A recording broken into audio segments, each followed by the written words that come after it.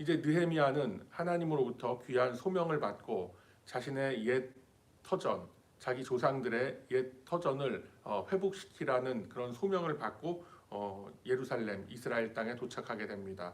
자, 예루살렘에 도착해서도 느헤미야는 많은 그 지원과 또 많은 준비와 계획을 가지고 예루살렘에 입성을 했지만 그는 조급하지 않았다라는 것이죠. 그리고 도착한 지 사흘 동안 기도의 골방에 틀어박혀서 하나님과의 깊은 교제 속에서 자신이 받은 소명을 다시 한번 확인하는 그런 시간을 가졌었고, 자기가 계획했던 그리고 받은 소명에 대해서 철저한 준비와 조사와 여러 가지 계획들을 다 점검하는 속에서 모든 일이 순서와 절차에 맞게 다 진행될 수 있도록 충분히 준비하는 기간을 거쳤다라는 것입니다.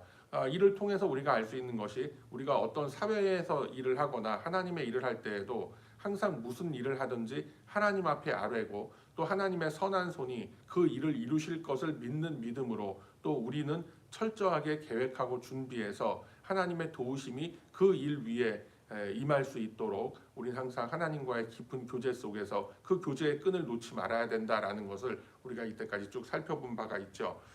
13절에서 15절의 말씀을 한번 우리가 이렇게 좀 훑어보자면은,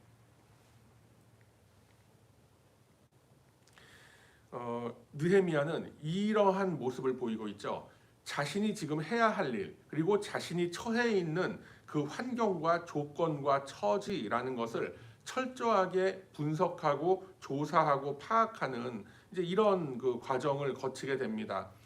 자기가 예루살렘 성을 건축을 재건축을 하기 위한 그 소명을 받고 이스라엘에 왔는데, 어느 정도로 무너져 있고 어느 정도 자원이 들 것이며 또 어느 정도 규모의 공사가 진행될 것인가, 이러한 것을 아무도 모르게 혼자 싹 다니면서 모든 것을 다 파악하고 계획을 하고 함으로 인해서 한치의 오차나 실수도 없이 그렇게 준비해 나아가는 그런 모습을 보고 있는 겁니다.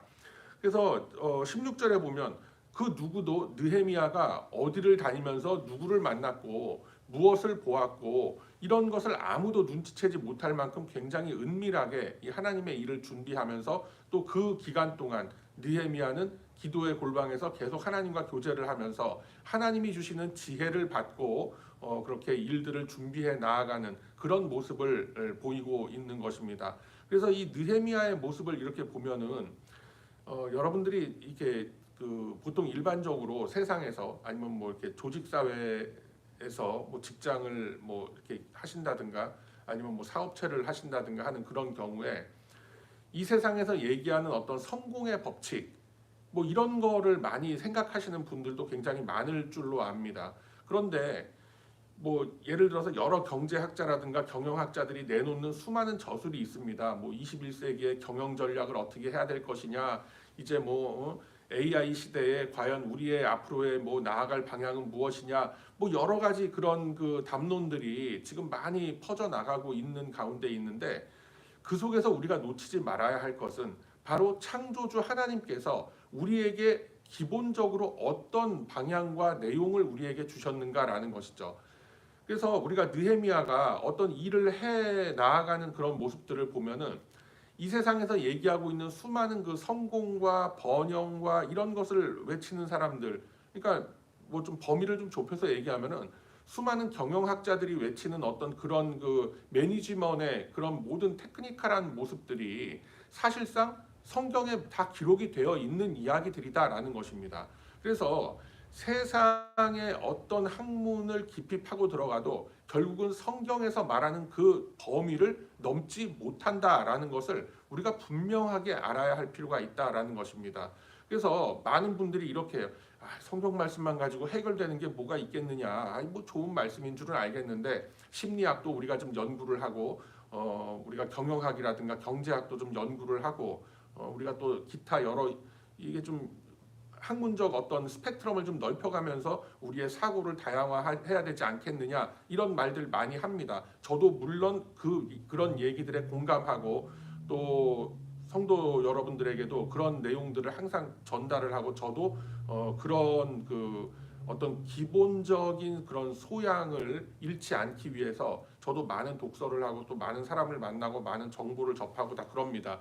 그런데 그 속에서 놓치지 말아야 할 것은 성경에서 뭐라고 얘기하고 있는가? 애시당초 하나님의 방법과 하나님의 지혜는 무엇을 가리키고 있단 말인가라는 것에 대한 확실한 우리 스스로의 신앙 인격에 대한 자기 증명이 없이는 그 세상의 어떤 인문학과 뭐 경영학과 이런 이론들도 전부 다 무용지물이다라는 것입니다.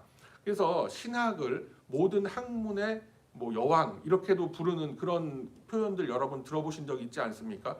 아니 성경은 그냥 하나님의 말씀이고 하나님의 말씀을 좀 이렇게 풀어낸 것이 신학일 텐데 아니 그게 어떻게 이런 과학이라던가 뭐 인문과학 철학의 어머니가 될 수 있단 말인가라고 생각하실 수 있는데 하나님의 지혜가 인간이 발견하고 인간이 만들어낸 그 어떤 이론과 그 어떤 논리보다도 더 정교하고 정확하고 풍성하고 깊고 넓다라는 것을 우리가 분명히 확인해야 할 필요가 있다라는 것입니다. 그래서 성경을 성경답게 우리가 여러 가지로 해석하기 위해서는 물론 그런 방법들도 필요합니다. 뭐 경영학이라든가 경제학에 대한 기초 상식이 있으면 하나님께서 매니지먼트를 어떻게 하시는지 그리고 어떤 그 물질관이라든가 뭐 이런 것에 대해서도 우리가 좋은 어떤 그 말씀을 하나님의 지혜를 배울 수가 있어요. 더 많은 우리의 그 어떤 지경을 넓혀갈 수 있는 좀 그런 계기가 되긴 하죠. 그렇지만 하나님의 말씀을 모르고서는 아무리 이 세상의 과학과 이 세상의 학문을 깊이 파고 들어간들 그 깊은 곳에 있는 하나님의 그 지혜를 우린 건드릴 수가 없더라라는 겁니다. 그래서 가장 먼저 뭐를 둬야 된다? 성경 말씀을 둬야 되는 거예요. 근데 성경 말씀을 이해한다는 게 쉽지가 않아요. 차라리 성경 말씀 속에서 무슨 경영학이라든가 하나님의 매니지먼트를 배울 수가 있단 말인가? 차라리 무슨 뭐 일론 머스크의 책을 한 권 더 읽는다든가 말이죠. 옛날에는 뭐 엘빈 토플러의 저서들 그 굉장히 뭐 1990년대, 2000년대 뭐 지금까지도 굉장히 뭐 제3의 물결이네 뭐네 해서 뭐 산업혁명에 뭐가 어쩌네 뭐 이런 책들 굉장히 젊은이들 뭐 또 그리고 식자층에서 많이 읽혀지고 있지 않습니까? 그런데 그런 것의 기초가 되는 그 기본적인 바탕이 뭐냐? 바로 성경 말씀에 있다라는 거예요. 그래서 성경 말씀 속에서 모든 지혜를 얻지 않으면은 인간이 쌓아 나아가는 모든 어떤 담론과 인문, 사회, 과학, 철학적인 모든 담론과 지식들이 전부 다 구름 위에 세워진 그러니까 사상 누각이라고 얘기하는 그런 것에 불과하다라는 것을 우리가 분명히 알아야 하겠다라는 것입니다. 여러분 이 내용을 먼저 우리의 마음속에 깊이 새기고 우리가 성경을 볼 때 하나님이 주시는 지혜가 우리의 영혼 속에 그리고 우리의 삶 속에 충만할 줄로 믿습니다. 아멘.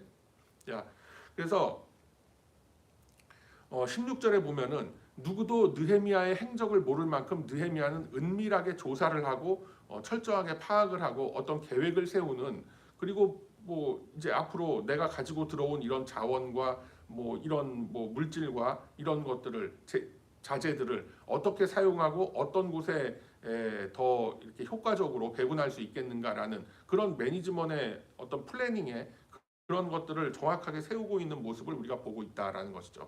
17절 말씀 보면 자 이제 느헤미야는 자신들이 처한 환경 속에서 무엇이 문제인지 그리고 앞으로 어떤 일을 어떻게 해 나아가야 하겠다라는 것을 드디어 이스라엘 사람들을 모아놓고 선포하는 그런 장면이 또 나오고 있습니다.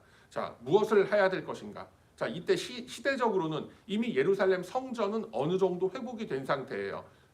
에스라가 있었죠. 벌써 한 5, 6년 전에 먼저 활동했던 에스라 선지자로 인해서 성전은 이미 어느 정도 회복이 된 상태고 이제 그 성전을 지켜내기 위해서는 그 성전을 둘러싸고 있는 예루살렘 성벽, 그 성읍을 다시 재건을 하는 임무가 느헤미야에게 주어져 있는 겁니다. 그래서 이제는 정확하게 자기의 임무를 다시 파악하고 있죠. 자, 이제 성읍을 재건해서 다시는 우리가 이방 민족들의 침탈로부터 수치를 당하지 않게 하자라고 이 백성들을 설득하고 하는 그런 모습이 지금 나오고 있습니다.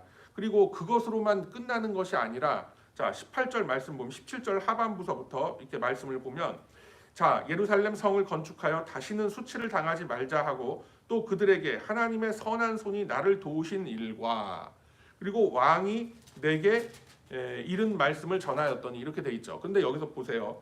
하나님의 선한 손이 나를 도우신 일과라는 요 어절을 우리가 괄호를 쳐서 한번 없다고 생각해 보세요. 또 그들에게 왕이 아닥사스다 왕이 페르시아의 그 황제가 나를 도와서 우리를 어떻게 도와줬다라는 것을 충분히 그 백성들에게 얘기할 수 있는 그런 정황이었다라는 거죠. 그런데 굳이 여기서 하나님의 선한 손이 나를 도우셨다. 이게 바로 느헤미야의 신앙이고 느헤미야의 믿음이라는 거예요. 내가 열심히 왕과 딜을 잘해서 우리 그 고토를 우리 그 선조들의 땅을 회복시키기 위한 어떤 자원과 어떤 지원을 내가 없고, 그러니까 지금으로 치면 해외 차관을 내가 거의 무상 원조를 받아서 지금 고국에 와서 고국의 뭐 중흥 발전을 위해서 막 이제 뭐 중공업도 발전시키고 뭐 이러는 이제 그런 처지에 있는 상황인데, 거기서 자 우리가 이제 다시 한번 우리 민족을 다시 일으켜보자, 우리가 다시는 아무도 우리를 넘보지 못하는 그런 강한 나라를 만들자라고 그렇게 뭐 요즘도 뭐 위정자들 그렇게 많이 말들을 하지 않습니까? 그런데 거기에 그 사람들이 빼뜨린 건 뭐냐? 바로 느헤미야처럼 하나님의 선한 손이 나를 도우셨다라는 게 빠져 있는 거예요. 이 세상의 지도자들은. 그런데 하나님의 지도자는 먼저 뭐가 나오더라? 하나님의 선한 손이 나를 도우신 것. 이게 먼저인 거예요. 하나님의 선한 손이 나를 도우셨기 때문에 페르시아 아닥사스다 왕의 그 도움도 내가 얻어낼 수 있었던 것이고, 또 여러 그 왕궁에서 또 지원과 후원을 내가 얻어서 이렇게 예루살렘 성을 다시 재건하기 위한 이런 어떤 물질적 자원과 모든 인프라를, 그리고 뭐 인허가 문제라든가 이런 게 다 해결됐지 않습니까? 이런 모든 것에 대해서 내가 다 이렇게 할 수 있는 능력을 얻었다라고 얘기를 하고 있는 거죠. 자기 잘난 척 할 수도 있었을 거예요. 야, 내가 그래도 명색이 말이야 왕의 술관원 정도 되는 사람인데 이 정도 내가 능력과 이 정도 내가 힘이 없겠어? 이 정도 권세가 없겠어? 다들 봐라 말이지. 내가 이민 2세 3세로서 내가 이렇게 성공해갖고 다시 고향 땅에 돌아왔는데 자 나를 추앙하라. 막 이렇게 할 수도 있잖아요. 느헤미야도. 왜 못하겠어요? 인간인데 그런 마음 들죠. 그렇지만 느헤미야는 항상 뭐였다? 하나님의 선한 손이 나를 붙들고 나를 인도하셨다라는 그 믿음의 고백이 먼저였다라는 것입니다. 이러한 믿음의 고백이 저와 여러분의 삶 속에도 넘쳐나기를 주님의 이름으로 축복합니다. 아멘. 자, 이제 18절 말씀 보면은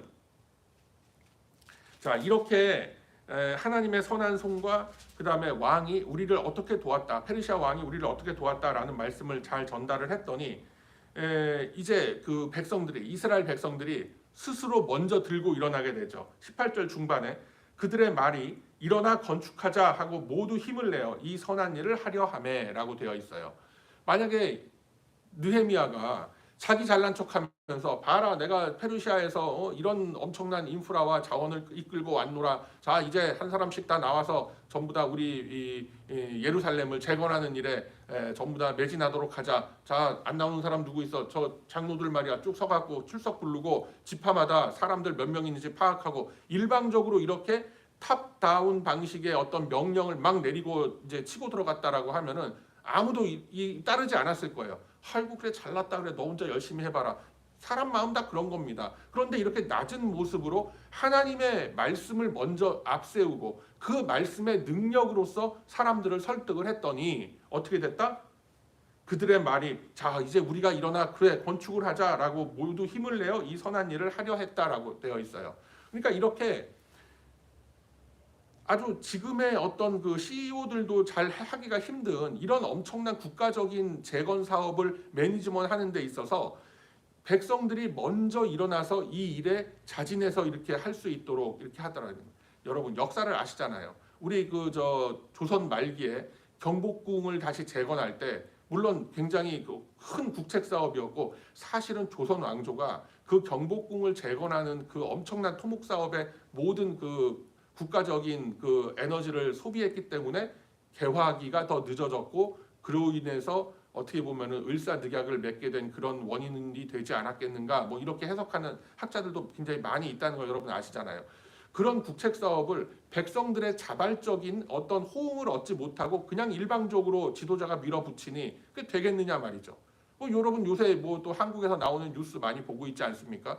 이 참 제가 구체적으로 이제 언급하긴 뭐하지만 아무도 자기 수족같이 여기는 자기 부하들의 호응마저도 얻지 못한 그런 어떤 변란이 이게 되겠느냐 말이죠. 그러니까 지금 그 망신을 당하고 끌려 내려와서 지금 뭐 이제 재판을 앞두고 있는 이런 지경까지 된 거 아니겠습니까? 그 동기가 어떻게 됐든 그 뜻이 어떻게 됐든 백성의 호응을 얻지 못한다라고 한다면은 그거는 해서는 안 되는 일들이고 또 하기가 굉장히 어렵다라는 것을 이 역사를 통해서 우리는 다 배워야 되는데 요즘의 위정자들이 이 제대로 된 복음을 듣지 못하고 그냥 뭐 저 하나님께서 복을 줄 것이다. 하나님께서 그냥 거저 복을 물론 하나님 복을 주세요. 그렇지만 그 복을 하나님께서 나에게 복을 줄 것이다. 우리에게 복을 줄 것이다 하는 그런 선포가 있기까지는 엄청난 낮아짐과 하나님에 대한 무릎 꿇음과 뭐 이런 여러 가지 신앙의 과정들이 다 생략된 채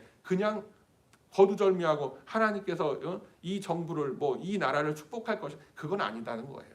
그건 아니죠, 여러분. 지금 역사를 보고 있잖아요. 그리고 이때까지 우리가 지나온 역사 속에서 얼마나 많이 이런 그 비극적인 일들을 봤습니까?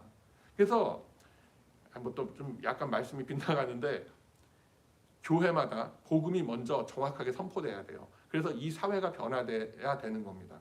그래야 뭐 어느 뭐 소위 말하는 뭐 공화당이 정권을 잡든 민주당이 정권을 잡든 우리는 그런 거에 성도들은 그런 거에 관심 가질 필요도 없어요. 알 바 아니에요. 자기의 정치 성향대로 그냥 투표하면 되는 거예요. 그렇지만 백성들이 공화당을 세우던 백성들이 민주당을 세우던 백성들이 세운 그 어떤 민심이라는 것 그리고 그 방향이라는 것 그거는 결국은 긴 역사의 흐름에서 보면 아 이게 결국은 하나님의 뜻이었구나라는 것을 우리는 깨닫는 겁니다. 그렇기 때문에 제일 먼저 보다 하나님의 선한 손이 우리를 붙드시고 계시다라는 그 믿음의 고백이 먼저 나와야 되는 거예요. 그리고 그 믿음의 고백이 나오기 위해서는 어떻게 해야 그 정도의 믿음의 고백이 나올 수 있겠어요? 자신 있는 믿음의 고백이. 나를 쳐서 복종시키는 거예요. 말씀 앞에. 나를 쳐서 복종시킨다? 아니 내가 그냥 저 몽둥이 들고 그냥 내 손바닥 막 찰싹찰싹 때려가면서 아 뭐 이렇게 하느냐 그게 아니죠. 언젠가도 여러분들에게 제가 말씀을 드린 것 같은데 자기 스스로 이 신앙의 규칙을 만드셔야 돼. 그래서 예를 들어서 이런 거죠. 내가 주일 예배만큼 빼놓지 않으리라. 아니면은 토요 새벽기도 주일 예배 내가 항상 드리리라. 하루에 내가 10분 이상씩 하나님 앞에 정말 모든 걸 다 끊고 핸드폰 다 끄고 뭐 누구도 나를 간섭하지 못하는 그런 시간과 공간을 나를 쳐서 복종시킨다라는 게 그냥 가만히 있는데 내가 하나님 앞에 순종하게 되지가 않아요. 내가 내 스스로를 어떤 그 믿음의 신앙생활의 스트럭처를 딱 만들어 놓고 딱 자기 수준과 자기 기준이 있을 수는 있단 말이에요. 물론 그것을 속한 공동체의 목회자가 어떤 보편적인 어떤 스트럭처를 여러분들에게 제시를 하는 건 있어요. 저도 그렇고 다른 교회 목사님들도 다 마찬가지일 거예요. 그런데 그런 스트럭처를 내 것으로 딱 받아들여서 그래 내가 뭐 송 목사가 이런 걸 자꾸만 권유를 하는데 권면을 하는데 내가 100%는 다 못해도 한 80%는 내가 이런 뭐 신앙의 법칙들, 규칙들, 내 삶의 어떤 패턴들 그리고 내 삶의 어떤 루틴을 이 하나님 중심으로 교회 중심으로 내가 바꾸겠다. 뭐 하나씩 결정을 여러분들이 딱 했다라고 하면 그 틀 속에 자기를 쳐서 복종을 시키는 거예요. 그게 바로 사도 바울이 얘기했던 나를 쳐서 복종시킨다라는 말씀인 줄로 여러분 꼭 믿으시길 바랍니다. 그래서 성전을 재건해야 하겠다. 그리고 하나님의 선한 손이 나를 붙드신다라는 그 믿음을 가지고 이제 일어났더니 백성들이 들고 일어나서 우리가 앞장서서 하자라고 이런 호응을 얻어냈고 다 그렇게 진행이 되더라라는 것이죠. 자 그런 가운데에서 죄송합니다.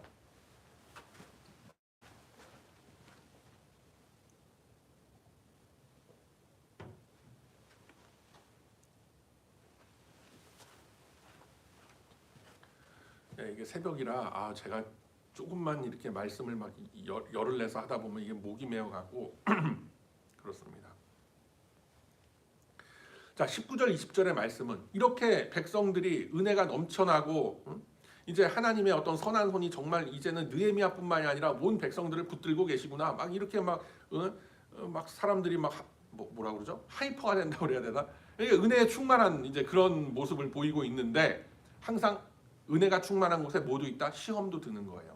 항상 회방꾼이 나타나게 되는 거예요. 하나님의 선한 일을 하려고 내가 무슨 마음을 먹고 뭔가를 딱 진행하려고 하고 어떤 스트럭처를 내가 딱 만들어 놓고 이제 나도 뭔가 하루에 성경 읽는 시간 30분은 내가 무조건 확보한다. 내가 기도하고 성경 읽고 이렇게 나의 삶을 돌아보고 묵상하는 시간 미니멈 30분은 내가 올해부터는 확보하리라라고 하고 결정을 하고 나를 쳐서 복종을 시키는데, 야, 그때 되면 막 카톡 울리고 또 뭐 하냐, 뭐 밥 먹었냐, 뭐 저녁에 어디 모여서 같이 어디 뭐 카페 가서 차 한잔 하면서 얘기하자. 생전 연락 안 하던 친구들한테 연락 오고 뭐 갑자기 뭐가 또 생각이 나서 아 먼저 하면서 막 그거 먼저 해놓고 말이지. 어?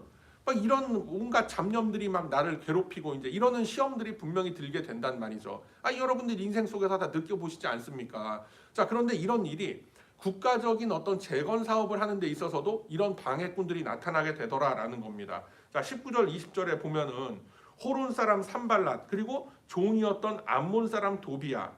그러니까 이게 성경에서 호론 사람 산발랏 벌써 이제 이방 민족이죠. 그리고 종이었던 암몬 사람 도비야. 그러니까 암몬 사람들이 이스라엘의 종노릇을 하던 어떤 그런 사람들이었단 말이에요. 근데 거기에 대표할 수 있는 도비야. 그리고 이제는 하나 더 등장을 해요. 19절에 아라비아 사람 게셈 이런 사람까지 등장을 해서 전에는 2명이었죠. 근데 이번에는 3명으로 늘어났어요. 제가 시간 관계상 일일이 다 확인 안 해드릴 테니까 여러분들 기억을 더듬으시면서 찾아보셔야 돼. 자, 전에는 2사람이었는데 이제는 아라비아 사람 게셈까지 합류를 해서 이스라엘을 조롱하고 빈정대고 그들의 마음의 어떤 그 열기를 막 식게 해버리는, 마음의 어떤 예봉을 꺾어버리는 그런 짓들을 하고 있는 게 나오고 있습니다. 자, 우리를 업신여기고 우리를 비웃어 이르되 너희가 하는 일이 뭐냐? 너희가 왕을 배반하고자 하느냐? 막 이렇게 이제 조롱을 하고 위협을 하는 거죠.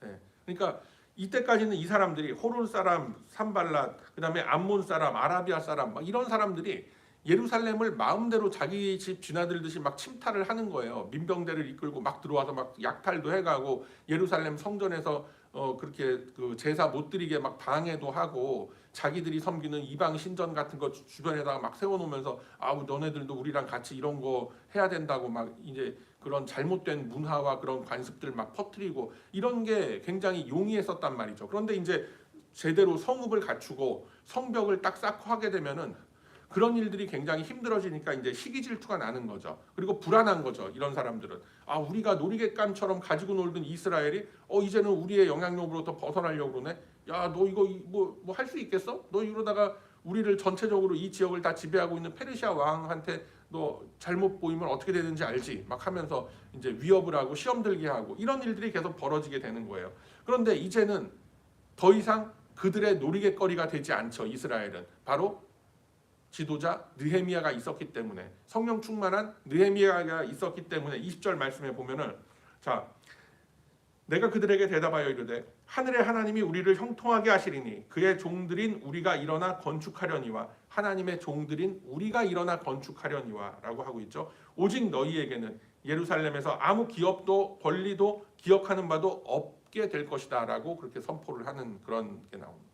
그러니까 뭐 예전처럼 그냥 아유 좋은 게 좋은 건데 그래 우리는 우리 영역 요만큼 뭐 이것만큼은 좀 건드리지 마시고 나머지는 다 알아서 가져가시고 말이죠. 이런 게 아니에요. 이런 어떤 비굴한 모습이 아니라 당당하게 그들과 대적하고 맞서고 그들의 어떤 잘못된 것을 이제는 다 쫓아낼 수 있고 몰아낼 수 있는 이런 어떤 용기와 이런 의기가 이스라엘 안에 그리고 느헤미야를 통해서 이렇게 생기게 되었다라는 것입니다.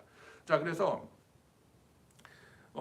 하나님께서는 이러한 장면들을 통해서 우리에게 무엇을 주고 계시는가라는 걸 다시 한번 정리를 해보면은 우리가 항상 무슨 일을 할 때나 어떤 사역을 할 때 항상 하나님의 그 선한 손이 우리를 붙드신다라는 그 믿음의 고백이 먼저 있어야 하겠다라는 것이고 오늘 본문 안에서도 우리가 확인할 수 있지만 철저한 조사 그리고 내가 처해 있는 환경을 정확하게 파악하는 게 굉장히 중요하다라는 것이죠. 그래서 진정으로 내가 해야 될 일이 뭔지 우리에게 필요한 일이 뭔지 이런 것을 정확하게 파악을 하고 그것이 나에게 맡겨진 소명이구나라는 것을 굳게 해서 그렇게 하나님의 선한 손을 의지하고 나아가는 그런 느헤미야의 모습 우리가 이 시대를 살아가면서도 이렇게 잊지 말아야 하는 그런 모습이다라는 것이죠. 그리고 두 번째로도 인간의 모든 계획과 인간이 세운 어떤 방법과 어떤 그 의지가 있다 하더라도 이를 이루시는 것은 하나님의 선한 손이다라는 것, 나와 함께 하신 하나님의 은혜였다라는 그런 고백, 그리고 사람이 마음으로 그 길을 예비할지라도 그 길을 이루시는 것은 하나님이시다, 여호와 하나님이시다라는 그 잠언 말씀 여러분 다 기억하지 않습니까? 그래서 그러한 말씀들 여러분 가슴속에 품고 우리가 살아가고 있는 이 모든 것, 나의 선택과 결정과 모든 것들이 내가 하는 것 같지만 사실은 하나님께서 나를 붙들고 계신 그 주님의 손이 나를 인도해 가실 것이다라는 그 믿음 안에서 우리가 하나님의 지혜를 얻고 하나님의 말씀으로 용기를 얻어서 하나님이 우리에게 주시는 귀한 길, 그리고 하나님이 각자에게 주시는 귀한 소명의 길에 의해서 이런 지혜의 방법으로 또 맡은 바 그 소명에 충실한 저와 여러분이 다 되어야 하겠다라고 제가 결론을 짓습니다. 그래서 여러분 이 말씀 다시 한번 잘 기억하시면서, 그리고 이 지금 늦게 여기에 참여하신 분들은 이 스크롤을 다시 앞으로 삥 돌리시면은 지금 한 30분 전부터 우리가 말씀 시작한 그 대목서부터 다시 한번 되풀이해서 여러분들이 지금 이 말씀을 들으실 수가 있어요. 그러니까 다시 한번 이렇게 쭉 말씀 들으시면서 과연 내가 처한 상황 속에서 하나님이 나에게 주신 소명은 무엇이고 그것을 이루기 위한 하나님의 지혜와 하나님의 용기를 나에게 주소서라는 그 기도의 제목을 놓고 또 우리 각자가 가지고 나온 간구와 기도의 제목들 주님 앞에 기도의 향으로 올려드리는 저와 여러분의 거룩한 이 아침이 다 되시길 주님의 이름으로 축복합니다. 아멘.